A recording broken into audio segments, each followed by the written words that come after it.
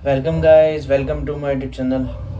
स्वागत है आपका मेरे यूट्यूब चैनल पर। आज हम बात करेंगे एक कॉन्फ्लिक्ट के बारे में जो है ईरान, अमेरिका और इजराइल का कॉन्फ्लिक्ट। इजराइल ने अमेरिका के शहर पे मिसाइल हमले में खमनेई की हत्या कर दी। खमनेई एक धार्मिक नेता था ईरान का। जिस किसी को भी ये लगता है कि ये लड़ाई इसलिए है क्योंकि ईरान परमाणु शक्ति संपन्न बनने के लिए परमाणु कार्यक्रम चला रहा था, उन सबको राजनीति और अंतर्राष्ट्रीय राजनीति का गहराई से पुनश्च एक बार अध्ययन करना चाहिए। सबसे पहली बात तो ये कि जो ब्रिक्स नेशन है, इसकी जड़ में अपन जा रहा हूँ। मैं सीधा ब्रिक्स से बात शुरू कर रहा हूँ क्योंकि अगर सीधे इसके ऊपर बात करेंगे कि हमने मर गया, अमेरिका के ऊपर हमला कर दिया, ईरान अकेला लड़ रहा है, 8 मुल्क हैं, ईरान ये कर देगा, कारण पे चलते हैं अपन, बेसिक पे बहुत गहराई में इसको समझते हैं। जो ब्रिक्स नेशन है जिसके अंदर ब्राज़ील, इंडिया, रशिया, चाइना और साउथ अफ्रीका आते हैं, ये ब्रिक्स नेशन है।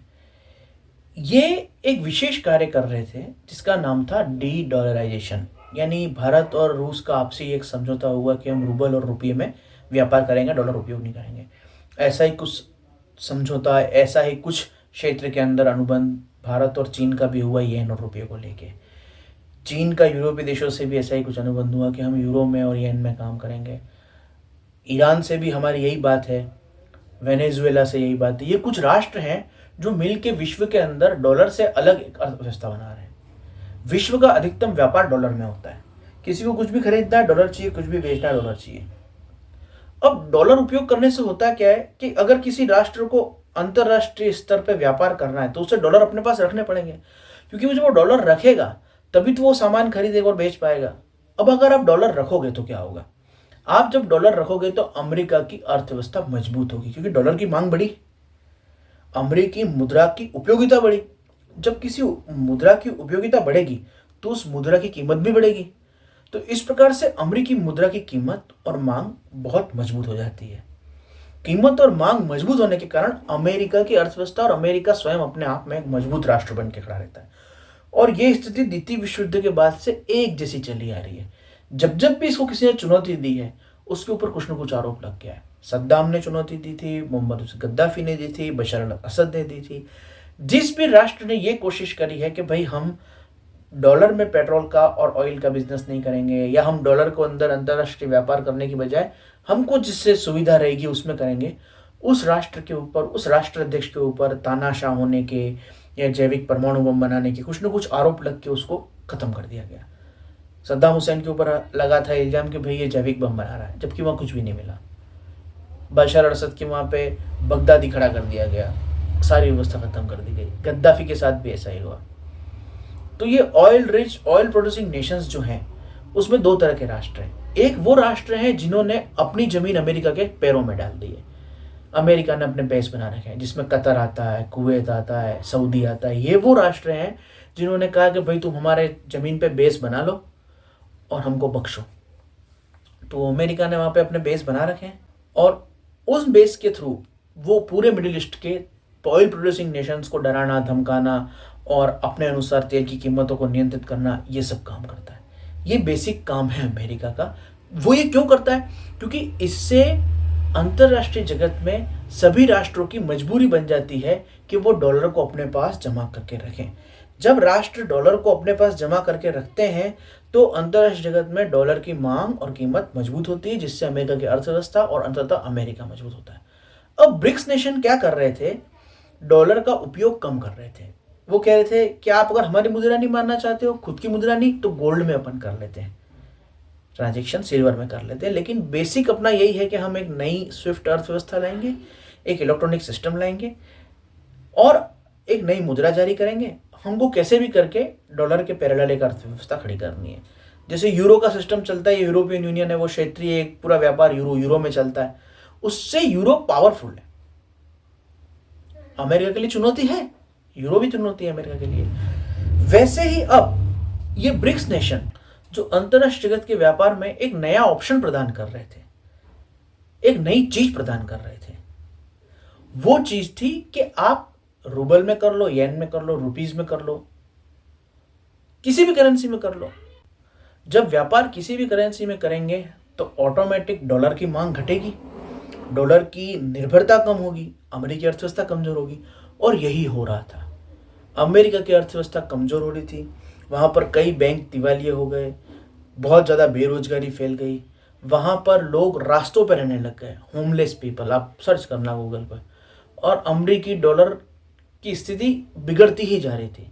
अब इस डी डॉलराइजेशन को रोकने के लिए और अपनी अर्थव्यवस्था को संभालने के लिए अमेरिका हर 10-15 साल में कुछ न कुछ कांड करता ही है। वो सारे कांड आप चाहे सद्दाम हुसैन की हत्या के रूप में देखो, या आप देखो कि सीरिया के अंदर असद को हटाना, या फिर आप देखो कि मोहम्मद हुसैन गद्दाफी को फांसी चढ़ाना, या फिर आप देखो पाकिस्तान के अंदर अपने बेस बना के पाकिस्तान की मदद से अफगानिस्तान में आतंकवाद फैला के रूस को डिस्टर्ब करना।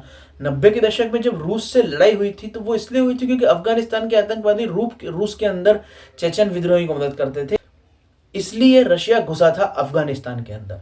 और अफगानिस्तान के अंदर अमेरिका ने पाकिस्तान की मदद से रूस को ट्रैप किया, उसकी अर्थव्यवस्था को डिस्टर्ब किया और आखिरकार रूस के टुकड़े कर दिया। क्योंकि उस समय भी यही बात थी कि रशियन ऑयल हम चाहेंगे उसी तरह यूज होगा। मुद्दा यही है कि आप कोई भी राष्ट्र अंतरराष्ट्रीय जगत में डी डॉलराइजेशन की बात ना करे। तो ब्रिक्स नेशन यही कर रहे थे और इसीलिए सबसे पहला काम हुआ यूक्रेन के अंदर, वहां पे एक मूर्ख कार्टून को, एक कॉमेडियन को बिठाया और उसने नाटो को अपने वहां पे बेस बनाने की परमिशन दे दी। जब नाटो की हथियार वहां बॉर्डर पे आए तो रूस की मजबूरी हो गई लड़ना। जब रूस लड़ाई में फंसा तो ऑटोमेटिक डी डॉलराइजेशन की गति धीमी हो गई, क्योंकि रूस अगर लड़ाई में नहीं फंसता तो डी डॉलराइजेशन की गति धीमी नहीं होती है। रूस की मजबूरियां हैं कि वो कहीं ना कहीं डॉलर का उपयोग भी कर रहा है, चाहे ब्लैक मार्केट में कर रहा हो। अगली चीज जो करी वो ये करी कि वेनेजुएला के अंदर घुस के बैठ गए भाई साहब, क्योंकि वेनेजुएला भी ऑयल प्रोड्यूसिंग नेशन है और वो भी अमेरिका के हितों की परवाह नहीं करता। अमेरिकी कंपनियां वहां काम नहीं कर रही हैं, जैसे रशियन ऑयल के कंपनियां हैं जो रशियन ऑयल आता है उस तरह का ही वेनेजुएला का भी ऑयल आता है और उसकी भी पूरी की पूरी रिफाइनरीज एक अलग सिस्टम काम करता है। वहां भी वो घुस के बैठ गए। अब बचा था ईरान। ईरान एक ऐसा देश है वो भी अमेरिका की नहीं सुनता है और वो भारत से रुपये के अंदर तेल खरीदने के लिए, चीन से येन में बेचने के लिए और अन्य राष्ट्रों से उनकी मुद्रा के अंदर खरीद और बेचने के लिए तैयार था। इसलिए ईरान भी बहुत बड़ी समस्या था। इसीलिए ईरान के ऊपर ये झूठा आरोप लगाया गया कि ये यहाँ पर परमाणु बम बना रहे हैं, जबकि ईरान ने कहा था कि हम परमाणु बम शांतिपूर्ण तरीकों के लिए बना रहे हैं। जब उन्होंने तो भी बात नहीं मानी तो ईरान इसके लिए सहमत हो गया कि हम परमाणु हथियार नहीं बनाएंगे। तो उन्होंने दूसरी शर्त रख दी कि आप मिसाइलें भी नहीं बनाओगे।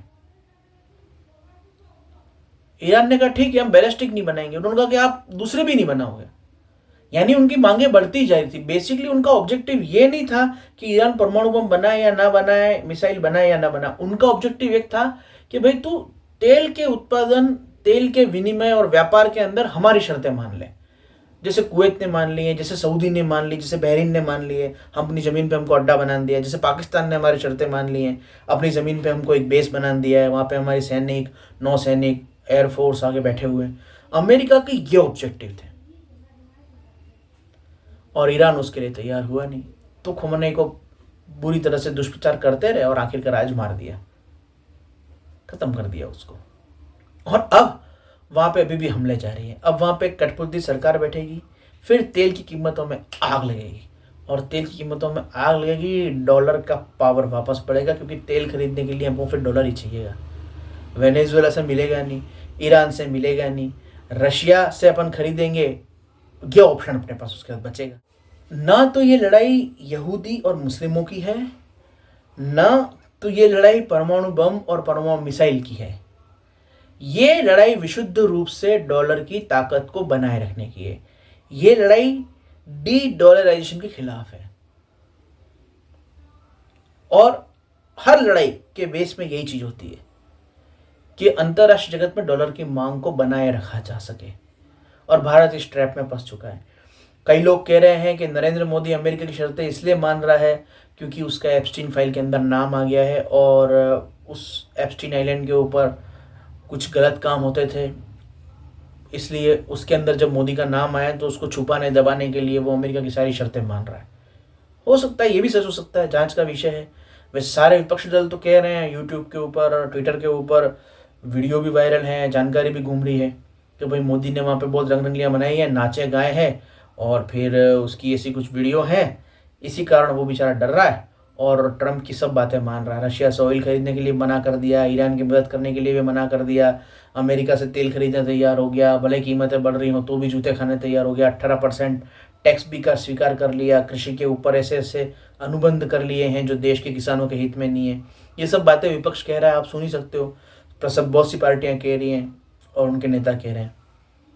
अब ये सब मोदी ने किया है और जैसा विपक्ष कह रहे हैं वैसे ही ये भारत के अहित में है। ये बात सच हो सकती है, शायद होगी ही तभी कह रहे हैं, वरना इतने 14-15 साल में तो कभी नहीं कहा इन्होंने कि मोदी ने गलत निर्णय लिए। और हमको दिख भी रहा है कि मोदी अमेरिका के सामने झुकता ही जा रहा है, झुकता ही जा रहा है, सरेंडर करता ही जा रहा है। तो ऐसी क्या चीज आ गई है यार मोदी की जिसके कारण वो ट्रंप के सामने साष्टांग लेट गया। वेनेजुएला से तेल खरीद रहे थे तो भी हमको महंगा मिलेगा क्योंकि वेनेजुएला के ऊपर भी अमेरिका कठपुतली सरकार है। अब हम रशिया से तेल खरीद रहे थे तो उसमें हमारे प्रधानमंत्री जी का नाम एप्स्टीन में है और वो कई जगहों में फंसे हुए हैं। अडानी के ऊपर अमेरिका में कोई एक केस चल रहा है जिसमें बहुत सारा पैसा फंसा हुआ है और बहुत कुछ आरोप है उनकी कंपनी के ऊपर, उनके ऊपर, अडानी जी के ऊपर। तो ऐसी कुछ चीज़ें हैं, ऐसे झोल माननीय प्रधानमंत्री श्री नरेंद्र दास मोदी ने कर रखे हैं कि गेम बज रही है और वो गेम बजवा रहे हैं।